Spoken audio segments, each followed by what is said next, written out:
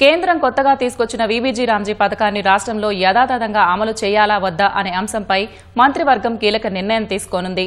ఖరీఫ్ సీజన్లో విత్తనాలు, ఎరువుల పంపిణీతో పాటు ఎల్నినో పరిస్థితుల్లో తీసుకోవాల్సిన చర్యలపై చర్చించనున్నారు. మరి కాసేపట్లో ప్రారంభం కానున్న కేబినెట్ సమావేశానికి సంబంధించి మరిన్ని వివరాలు మా ప్రతినిధి నాగేశ్వరాచారి ప్రత్యక్ష ప్రసారం ద్వారా అందిస్తారు.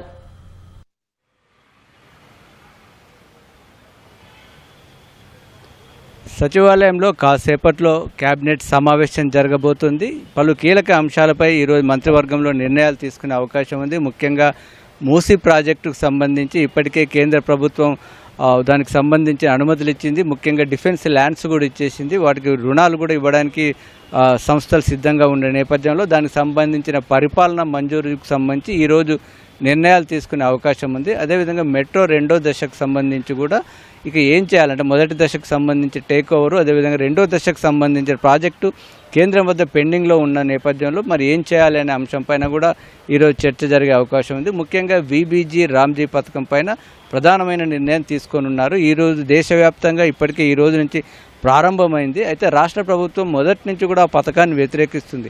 అది ఉపాధి హామీ కూలీలకు ఇబ్బందికరంగా ఉందని, ముఖ్యంగా 60 రోజుల హాలిడే ఖచ్చితంగా ఇవ్వాలనే నిబంధన, అదేవిధంగా అసలు పథకానికి మహాత్మా గాంధీ పేరు తీసేయడం, ఆ పథకంలో 40% రాష్ట్ర ప్రభుత్వం భరించాలనడం, ఇవన్నీ ప్రధాన అభ్యంతరాలు ఉన్నాయి. కాబట్టి యథాతథంగా అమలు చేసేది లేదని చెప్తున్నారు.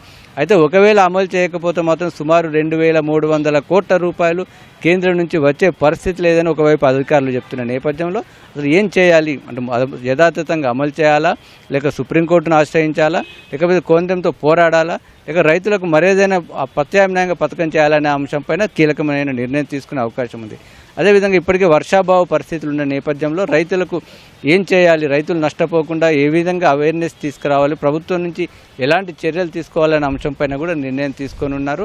ముఖ్యంగా ప్రత్యామ్నాయ పంటలు అంటే వరి కాకుండా జొన్న, మొక్కజొన్న, కందులు, మినుములు, పత్తి ఇలాంటి ప్రత్యామ్నాయ పంటలు వేసినట్లయితే అదనంగా కొంత ప్రోత్సాహకాలు ఇవ్వాలని వ్యవసాయ యూనివర్సిటీ ప్రభుత్వానికి ఇప్పటికీ సిఫార్సు చేసింది. కాబట్టి దానిపైన కూడా నిర్ణయం తీసుకొని ఉన్నారు. అదేవిధంగా హైదరాబాద్లో ఎల్ఐజీ ఫ్లాట్లు 1,00,000 నిర్మించాలని నిర్ణయించారు. ఇప్పటికే స్థలాలు గుర్తించారు.